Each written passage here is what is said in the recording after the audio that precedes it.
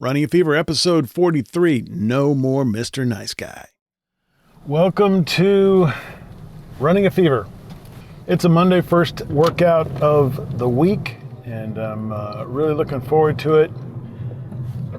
I have already walked over 7,000 steps today, so it's not strictly necessary, and I'm coming to learn a little bit more about if this 10,000 step recommendation is really a good thing. I got some categories on that, and I also, met with a dietitian today. I've got obviously a diet department report, medical department report, and of course fitness department. So I have not gone to the doctor about my shoulder, but I got to tell you, the last couple of days it's been feeling a lot better. Sometimes these injuries will get better if you just rest. Just rest and try to really take care of it. I have reduced the number of pillows I'm sleeping with. I think probably one of the reasons that I had been sleeping at kind of not sitting up, but with my head and shoulders at a higher angle, was that it helped me breathe better, and it also helped my acid reflux. And I think the fact that I've lost a lot of weight has sort of mitigated some of that, so that it's not as much of a problem anymore, and probably more of a problem, and maybe it's just that my body's changed so much. So hopefully pretty soon I'll be able to get back into strength training. I haven't done any sort of abdominal work, but I got that on my schedule as well. Also in the medical/diet department, this is kind of crosses two departments. Today I went to see a dietitian at the VA, which is where I get my health care from. I did ask if I could record it, and I had my recorder there and my phone there and two microphones, so I could have recorded both of us at a very high quality. But she wanted to check it out first. Remember, this is a government facility, and they do have rules about that sort of thing. I even asked her if I could record it and then, find out later if I could use it or not for the podcast. And she wasn't really comfortable with that either. So that's fine. But I took more than 2 pages of notes during this consultation. The gist of it is, the bottom line is, I need to eat more and lose weight more slowly. In fact, she said I've definitely lost more now than I probably should lose in a year, and I probably should take some time off and just maintain this weight before continuing. But it's a process, and I am going to try to do well. Remember, I'm not doing this, really there's a contest at work, that's not why I'm doing it. That's just my external motivation, as I keep talking about. External motivation is important for me. It may not be important for you, but for me, I can't really even do this without some kind of external motivation. That's what the contest is for me. I am probably going to win the contest, and I really like the fact that I'm making progress on my weight, which has been a problem. But the problem with weight loss is that's not really the goal. The goal is to have a healthy balance in your body composition. You want to have, for a man, maybe 25% would be the maximum body fat you'd want to have. For a woman, more like 30. And you want to have a good balance between that and muscle mass and bone mass and all that good stuff.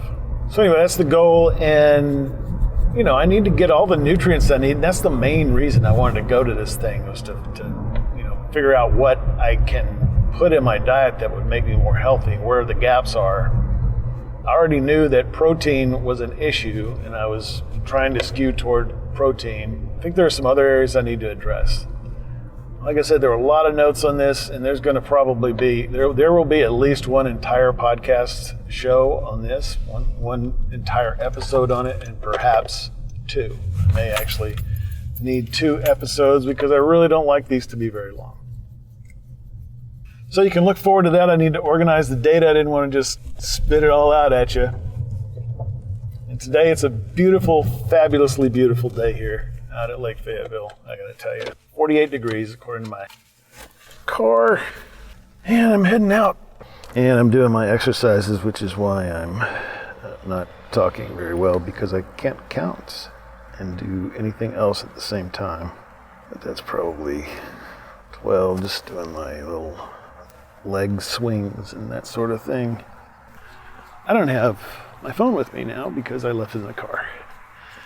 One of the things when you lose weight, if you're wearing the same clothes, you gotta be careful because, like for example, I got these sweatpants on, and if I don't have them, for the longest time, I just pulled them on, right? They've got a little elastic. If I don't tie the string up, they'll fall off, especially if I'm wearing some slippery thing underneath. And I just realized I didn't wear the right underwear today, but it's not as much of a problem anymore. I've lost weight, so I don't have as much chafing going on. Speaking of clothing, fashion department. For the first time probably ever since I started doing this thing, I'm not wearing my green 2009 Red Sox playoff sweatshirt. I'm wearing the BCG blue compression shirt with a long sleeve t-shirt over it. And it feels good, it feels fine. So we'll be able to take a picture out on the trail today. You know, one thing I really don't want my pants to fall down while I'm out here, so I wasn't sure I could hold my keys and recorder and phone all at the same time in my pockets. And I'm breathing heavily because I'm working harder.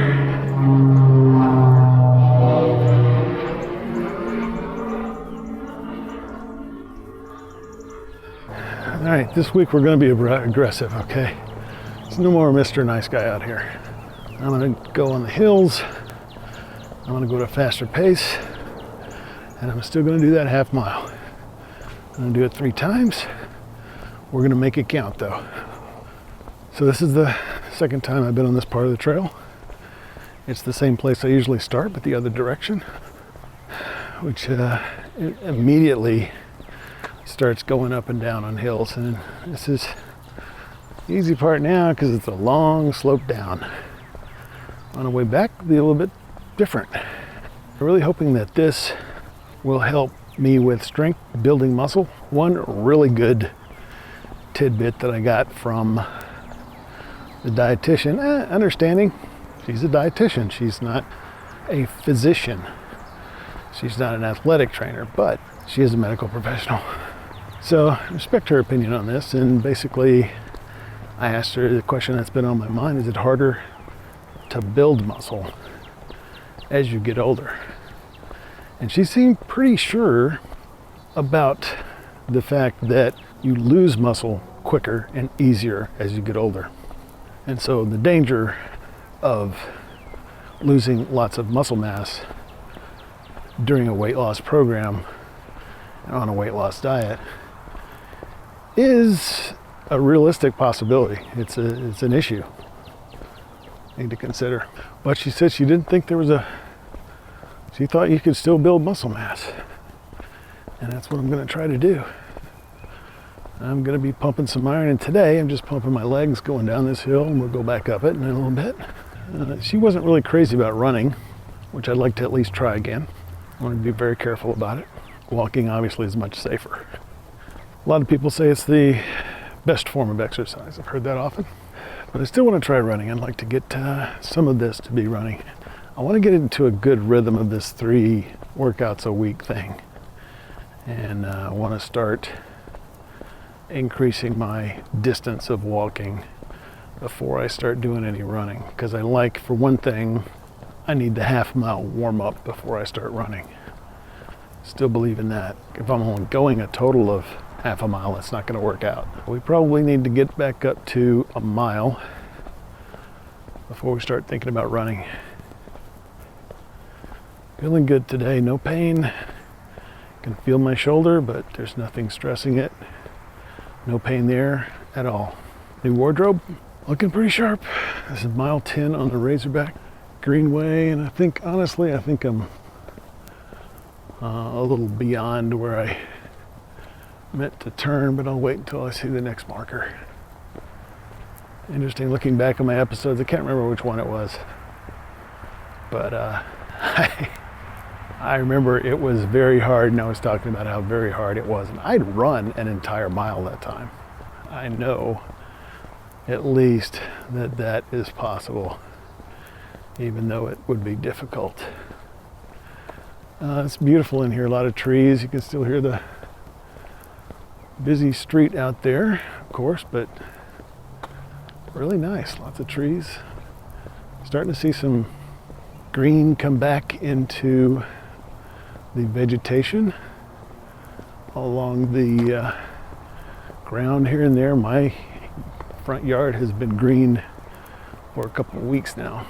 So we started at a little less than half mile. I think we're actually going up. I'm sorry, mile and a half. That's where I usually start, but we don't go that way. So yeah, definitely beyond. I was thinking half a mile, but I actually go out a quarter mile and then come back, and that's a total of a half mile. So I'm heading back. Gonna be closer to a mile today, but that's okay. Howdy. Yeah, there were. One of the problems I've been having is, especially when you're not on the extreme diet all the time, I've been trying to develop a level maintenance diet over the weekends and still go low enough that I'm still losing weight. And this morning, I was exactly the same as I was Friday, or Thursday. Well, maybe a couple pounds over, because I was calculating Thursday's number with my clothes on. It was actually lower than that. Maybe 3 pounds more than I weighed on Thursday. Starting a little incline now. Gonna start getting harder. In somewhere I read or heard about when you're a runner preparing for a race, you can't just do your regular workout. You can't just do your regular pace and stretch it out. You have to vary your pace because your body gets used to what you're doing and becomes more efficient at doing it. Human body's an amazing machine. The dietitian today was pretty amazed that I'm still losing weight, because people usually plateau earlier and they lose their metabolism. And I'm lucky. I'm lucky because I've caught it in time, and I can start to be more healthy, to do this in a more healthy way. Starving yourself, folks, is not a good way to lose weight, not in the long term. And I was starving and exercising at the same time, trying to burn fuel that wasn't there. So the dietitian kind of reinforced that view about the runner and basically said, do some different things for exercise.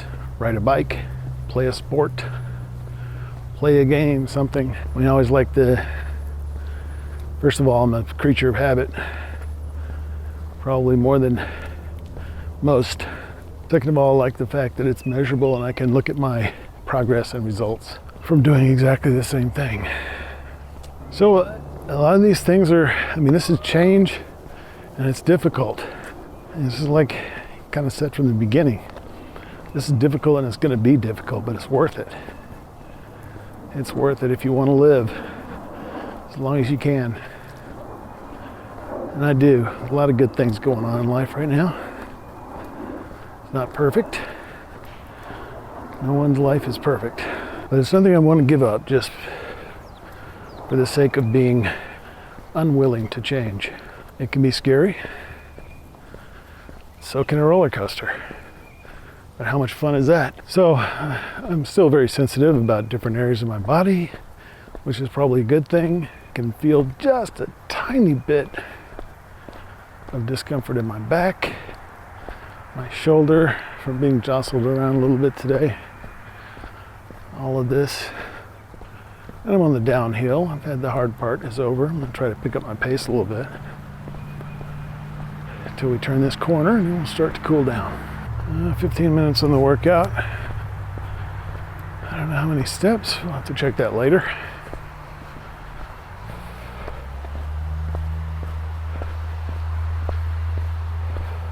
Change is good. Not strictly for the sake of change, but for the sake of improvement. I'm reluctant to change my ways. In the same way that when my dad said, work out 3 days a week. Don't go crazy. You don't need to do this every day. It's not good for you. He was absolutely right. Angela, the dietitian today, asked me, of course, how much weight did I want to lose? And I mentioned the BMI number. I said, BMI might say 179 pounds. She wasn't crazy about that. I tell you what, there's another thing I'm going to have to change. I don't want to do this until I have a serious health problem. She mentioned something about a gallbladder today. I really don't want to have, have to get my gallbladder anything done with it, whatever that is. I don't even really know what a gallbladder is, but that's one of the problems you can have if you lose weight too quickly, apparently.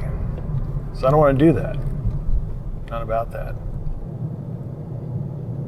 So I'm going to have to learn from these mistakes and also learn from the mistake of not being willing to change for the better. The mistake of not listening to my dad, maybe I should listen to this dietitian. She's a trained professional. She knows what she's talking about. So what I'm saying is I may not be able to lose 100 pounds this year and still be healthy. Impossible if I follow her advice. Impossible. She gave me what is probably a realistic goal considering my mindset. I have to see her in a month. She wants me to lose no more than 11 and a half pounds. She'd like me to be eating 1,800 calories a day. And right now, I don't think I would lose weight if I'm doing that. I have to ramp up to that and ramp up in a healthy way. And that's going to take some doing, but I'm not too far off. I mean, things are not as bad as they have been, not as bad as they could be. I just have to make some adjustments here and there, and I can really do this thing. It's like I said, it's not entirely about losing weight. It's about being more healthy, gaining health, not losing weight. Now, there is a financial aspect to this that I haven't quite figured out. I think all I have to do in order to meet my company's requirements is to get to a below 30 BMI. And I've figured out the exact measurement of BMI, and it has to do with meters and kilograms. I think it's your weight in kilograms divided by your height in centimeters, or maybe it's the other way around. Okay, I guess I don't know it. I haven't figured it out. But it is metric, which makes it that much harder to figure out. And then I don't know where the age comes in. I really don't. Where do they put that in the calculation? There's got to be a formula somewhere.